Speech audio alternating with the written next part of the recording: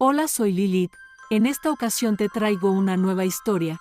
Espero que te guste y me regales un like y te invito a que me cuentes tus historias. Por más increíbles que sean, este mundo está lleno de seres y situaciones increíbles que muchas veces no contamos por pena. No te preocupes si tú lo deseas, podrían ser anónimas. Me despido y disfruta la narración.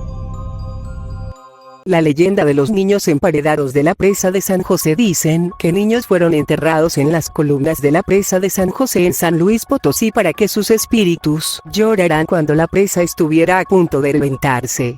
Aunque en muchas partes del país, incluyendo el estado de San Luis Potosí, se dice que cuando se construían edificios grandes y sobre todo represas, eran usadas cadáveres de personas en los cimientos para evitar que se derrumbara. Sin embargo, en este último caso, se puede optar además por enterrar niños, ya sea vivos o muertos. Nadie sabe bien por qué la crueldad, para que sus espíritus queden atrapados y así avisen a los pobladores cuando ésta vaya a reventar. Por otro lado, las obras de construcción de la presa de San José se iniciaron en septiembre de 1863.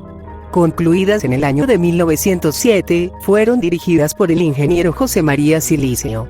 Esta presa, construida por una sociedad de personas con alto poder adquisitivo así como el gobierno, reemplazaría la presa de la Constancia, la cual era de una capacidad menor. Se había construido en el siglo pasado. Sin embargo, y a pesar de estar involucrados personas de la alta sociedad, lo esotérico y el espiritismo estaba presente en las personas de esa época, quienes, preocupadas por la resistencia de la presa, ordenaron que se hiciera todo lo posible para garantizar su durabilidad. Actualmente, cuando llueve mucho, es necesario abrir las compuertas de la presa constantemente para evitar que se desborde. El miedo de que ésta se reviente ha aumentado en la población conforme pasa el tiempo. Algunas veces escucharán los lamentos de las almas jóvenes anunciado que la presa de San José se reventará. Se cree que el emparedar niños es algo que se hacía desde hace más de 5000 años y se han encontrado datos de esa práctica hasta el siglo XVII en Alemania. En México no se ha documentado mucho la verdad de dicho mito, pero se han encontrado esqueletos de personas enterrados en las paredes de varias casas y templos de más de 200 años, por lo que emparedar personas en una presa parece muy probable. Una variante de este mito señala que el diablo disfrazado de ingeniero se aparece a los encargados de las construcciones de presas, haciéndoles un trato de que si entierran a modo de sacrificio niños en los cimientos de las paredes de las contrapresas, esta durará mucho tiempo, trato a los que accedían muchas veces los encargados de su construcción. Se dice que solo una vez los niños han llorado, y esta fue la noche del 14 de septiembre de 1933, un día antes en la que la presa de la Constancia se reventará y causará muchas muertes en la ciudad. Según pobladores cercanos, se escuchaban en el aire gemidos de niños que inferían que la presa se reventaría. Sin embargo, nadie le prestó atención a esos sonidos, sucediendo la tragedia el día 15 de septiembre de 1933 cerca de las 11 de la noche. La leyenda de la fuente de Almanzor.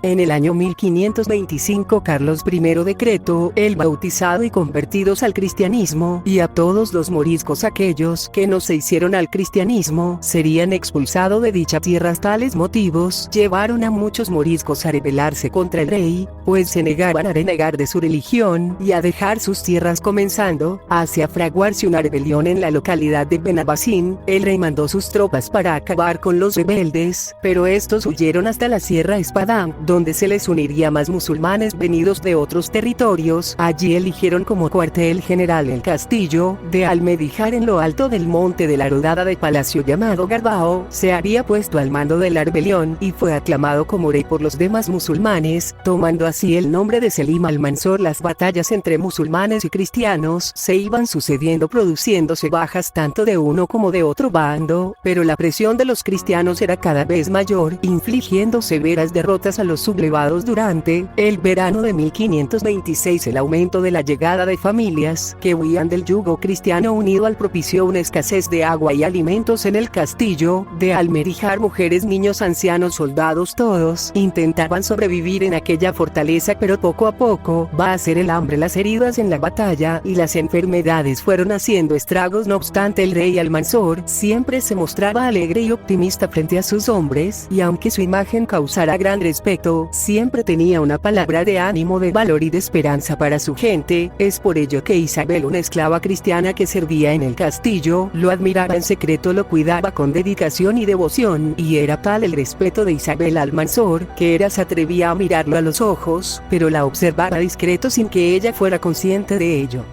Durante un tallas, tratando de romper el cerco cristiano, y así poder ganar terreno rico en agua, Almanzor fue alcanzado por una flecha, dejándolo gravemente herido a rastras, y sorteando las espadas cristianas 4 guerreros llevaron hasta el castillo, donde fue atendido por curanderos. Era mucho el líquido vital que perdía, y sin agua debido a la sequía pronto sería pasto de las infecciones y la gangrena. Todos trataban de calmar su agonía, pero ya sin esperanzas. Entonces Isabel, al contemplar la exasperante situación en la que se hallaba Almanzor, se congeló el líquido vital que corría por sus venas, fue corriendo hacia su lecho y susurrando, le habló. Ella conocía la existencia de un manantial escondido en un lugar de la sierra, y si encontraban la manera de sortear a las huestes cristianas que asediaban al castillo, los conduciría al agua. Los allí presentes la miraron con recelo, pues desconfiaban de la cristiana y pensaban que bien pudiera ser una trampa de sus enemigos. Miraron al monarca, él quien tomase la decisión, pero era tanta la necesidad de que Almanzor les ordenó con la que le quedaba que le llevaran donde la esclava cristiana, propio rey en camilla por 4 hombres. Salieron de Almerija con Isabel a la cabeza, los guió siguiendo hacia arriba el cauce del barranco que besaba las murallas, continuando por caminos polvorientos camuflados entre alcornoques, pinos y carrascas. Nadie de aquella comitiva fiaba a la joven esclava y estaban preparados para una emboscada de sus enemigos en cada giro de camino, pero nada más lejos de la realidad. Isabel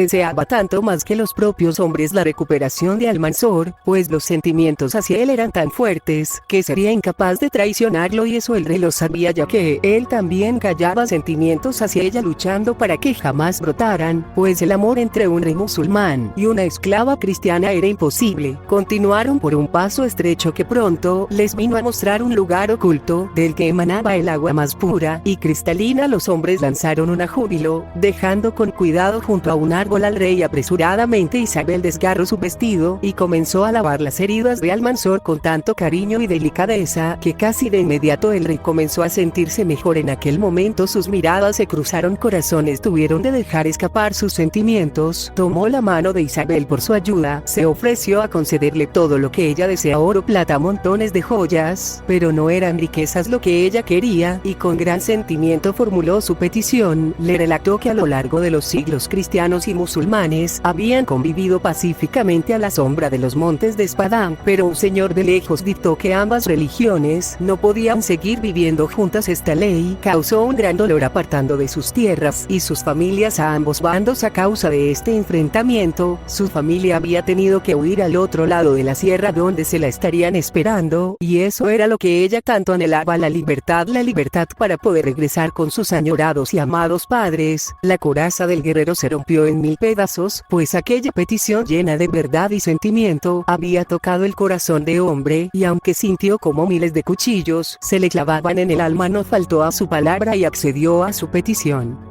Sentimientos encontrados inundaron por un lado por libre para regresar con su familia, y por otro, ya no volvería a ver jamás aquel que ocupaba su corazón. Pero la realidad era la realidad, sus religiones y posiciones los separaban, y una unión entre ellos jamás sería posible. Mientras el agua del manantial susurraba, Almanzor e Isabel se dedicaron la mirada más tierna y enamorada que se haya visto jamás. Él acarició su rostro, ella se acomodó en su mano, y sin poder contener más sus sentimientos, se fundieron en un dulce y apasionado beso. Sus miradas se volvieron a buscar en su corazón, y su alma. Isabel desapareció entre los árboles, dejando roto por dentro al guerrero herido. Cuando cesaron las guerras, el suceso protagonizado por Isabel y Almanzor corrió como un reguero de pólvora, y como recuerdo y el día el manantial sería llamado desde entonces Fuente de Almanzor, de que hoy en día abastece de agua a la población de Almerija.